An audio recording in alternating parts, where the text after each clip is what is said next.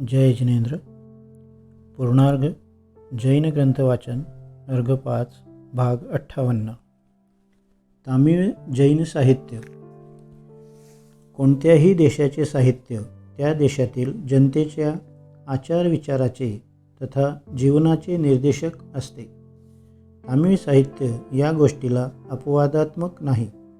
या साहित्याच्या अध्ययनाने दक्षिण भारतातील इतिहासाची बरीच माहिती मिळते. एवढेच नव्हे तर दक्षिण भारतातील जैन धर्माची पूर्वस्थिती जाणण्यासाठी साहित्य हाच एक महत्त्वाचा आधार व पुरावा आहे. सर्वसामान्यपणे तामिळ साहित्याचा आढावा घेतला असता हे साहित्य अधिकाधिक जैन धर्मामुळे व संस्कृतीमुळे प्रभावित झालेले दिसून येते. जैन धर्माची प्रभावना उत्तरेकडे झाली असून या धर्माचा संबंध आर्य संस्कृतीशी असलेला दिसून येतो. उत्तरेकडून जैन दक्षिणेकडे केव्हा आले व त्यांचा तामिळनाडूशी कसा संबंध आला हा एक वादातीत प्रश्न आहे. उपलब्ध ऐतिहासिक साधनांवरून उत्तर हिंदुस्थानात पडलेल्या मोठ्या दुष्काळाच्या वेळी अंतिम श्रुतकेवली भद्रबाहू आपला शिष्य चंद्रगुप्त मौर्य व संघासह दक्षिण भारतात आल्याची माहिती मिळते. तथापि त्या अगोदरच दक्षिण भारतामध्ये जैन धर्माचा प्रसार झालेला असावा. भगवान महावीरांचा विहार कलिंगमध्ये झालेला दिसून येतो.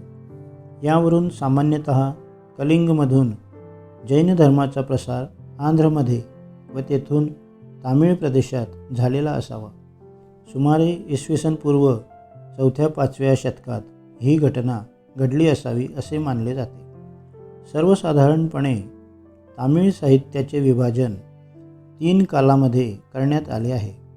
1 संगमकाल, 2 शैव नायनार आणि 3 वैष्णव अलवारांचा काल तथा आधुनिक काल.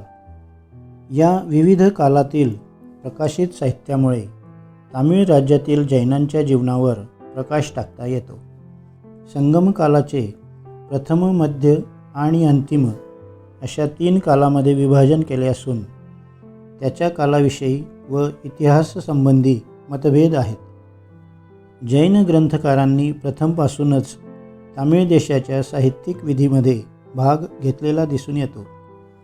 संगम साहित्याची रचना तथा प्रस्थापना हीच मुळी जैन आचार्यांची देणगी असल्याचे म्हटले जाते.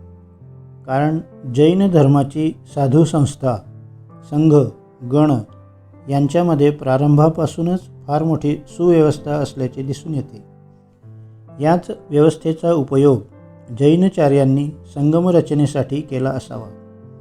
संघ आणि संगम या नावात देखील साम्य आढळते. तामिळ भाषेत जैनाचार्यांनी अनेक महत्त्वाच्या ग्रंथांची रचना करून ठेवली आहे. त्यातील महत्त्वपूर्ण ग्रंथाची माहिती पुढे देण्यात आली आहे. 1 तोलकाप्पियम. तामिळ भाषेतील हा सर्वात प्राचीन व्याकरण ग्रंथ आहे. ही रचना जैन किंवा बौद्ध विद्वानांची असावी असा मतभेद आहे. परंतु या ग्रंथावरील टीकाकाराने पाडिमयोन या शब्दाचा उल्लेख केला असून त्याचा अर्थ तपस्या करणारा असा घेतला आहे. यावरून हा ग्रंथ बहुधा जैन आचार्यांचाच असावा. या ग्रंथात 3 मोठे अध्याय असून त्यात 9 विभाग आहेत. जीवाच्या विभाजनाविषयीची या ग्रंथात सुंदर माहिती आहे. जीव विभागाची ही कल्पना बहुतेक जैन ग्रंथातून आढळते. हा ग्रंथ द्वितीय संगम कालातील मानला जात असून इतर सर्व तामिळ जैन साहित्य अंतिम अथवा तृतीय संगम कालाचे असल्याचे मानले जाते. हा एक व्याकरण ग्रंथ असला तरी या ग्रंथात सामाजिक चालीरीती रूढींचेही दिग्दर्शन केले आहे. 2 कुरल. कुरल हा नीतिग्रंथ असून तामिळ भाषी लोकात प्रचारासाठी म्हणून या ग्रंथाची रचना झाली असावी. या ग्रंथाची रचना कुरलवेण वो या छंदात केली असून तामिळ साहित्याचा तो एक खास छंद मानला जातो. या छंदावरूनच या ग्रंथाचे नाव कुरल असे पडले आहे. या संपूर्ण ग्रंथामध्ये अहिंसा या सर्वोच्च तत्त्वाची स्तुती करण्यात आली आहे. तामिळवासी या ग्रंथाला वेद तथा ईश्वरीय ग्रंथ मानतात. जैन परंपरेनुसार या ग्रंथाचे कर्ते आचार्य कुंद तथा येलाचार्य असल्याचे मानले जाते. या ग्रंथात अहिंसेशी संबंधित असलेल्या अरम म्हणजे धर्म, पोरुल म्हणजे अर्थ, इनवम म्हणजे काम या 3 विषयांचे प्रामुख्याने विवेचन केले आहे. जैनांच्या अहिंसा परमो धर्मः या सिद्धांतानुसार सहस्त्रयज्ञ व प्राणीवध करण्यापेक्षा त्यापासून अलिप्त राहणे श्रेयस्कर आहे. श्री एरियल यांच्या मते या ग्रंथाचे सर्वात महत्त्वाचे वैशिष्ट्य असे की या ग्रंथाच्या रचनाकर्त्याने जाती धर्म संप्रदायाचा विचार न करता अखिल मानवजातीला उपदेश करण्याचा प्रयत्न केला आहे. विचार, भाषा, कविता, आध्यात्मिकता व चिंतन यावर त्यांचे पूर्ण प्रभुत्व आहे. सर्व विदेशी भाषांमधून या ग्रंथाचा अनुवाद झाला आहे. ख्रिश्चन देखील कुरल काव्य आपले असल्याचे सांगतात. 3. नाल डियार. नाल डियार हा देखील कुरल प्रमाणे एक सैद्धांतिक ग्रंथ असून कुरल व नाल डियार हे दोन्ही ग्रंथ परस्पर टीकेचे कार्य करीत असताना दिसतात.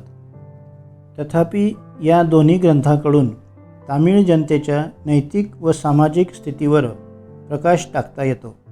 या ग्रंथातील छंदावरूनच या ग्रंथाचे नाव नाल डियार असे पडले आहे.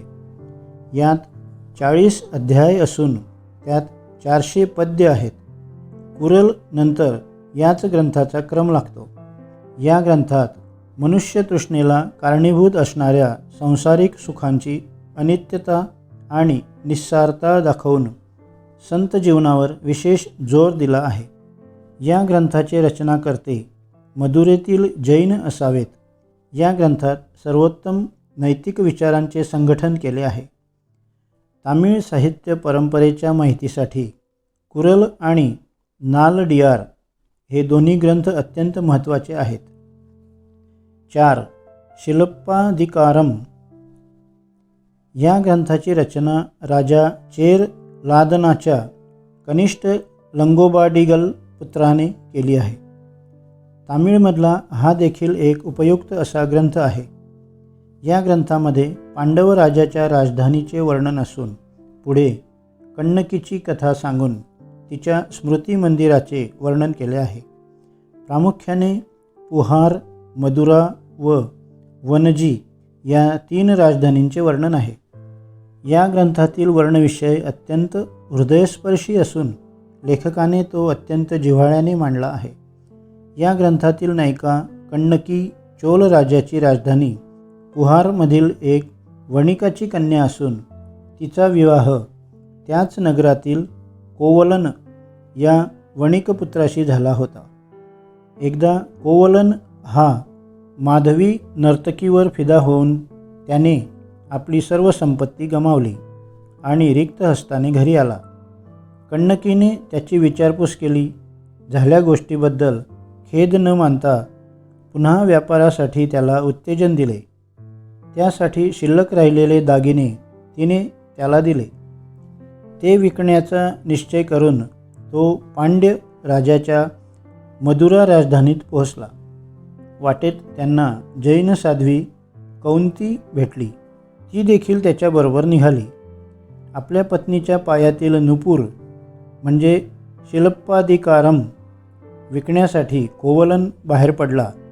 वाटेत एक सुवर्णकार भेटला. तो नुपूर राजाला विकावयाचा आहे असे ढोंग करून तो राजाजवळ गेला व हा नुपूर राणीचा असल्याचे सांगितले. राजा क्रुद्ध झाला. त्वरित कोवलनला ठार मारण्याचा आदेश देण्यात आला. त्याला ठार मारल्याचे कण्णकीने ऐकताच ती आपला दुसरा नुपूर घेऊन राजाजवळ हजर झाली. तो पाहताच राजाला कृतकर्माचा पश्चाताप झाला व त्याने आपलाही प्राणत्याग केला. त्याच वेळी क्रोधाविष्ट कण्णकीने त्या नगरीला अग्नीकडून भस्मसात होण्याचा शाप दिला आणि आपले डावे स्तन कापून नगरीकडे टाकले.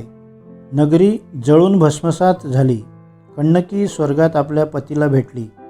पुढच्या विभागात तिच्या स्मृती मंदिराचे वर्णन करून ग्रंथकर्त्याने आपल्या ग्रंथाची समाप्ती केली आहे. एका नर्तकीपायी सर्वस्व गमावून बसणारा कोवलन व पुन्हा त्यालाच हितोपदेश करून सन्मार्ग दाखविणारी नव्हे, सौभाग्यासाठी सर्वस्व अर्पण करणारी कण्णकी यांची ही कथा सामाजिक स्थितीचे, जीवनाचे, रूढी परंपरांचे दिग्दर्शन करणारी एक अति उत्कृष्ट कलाकृती समजावी लागेल, यात शंका नाही.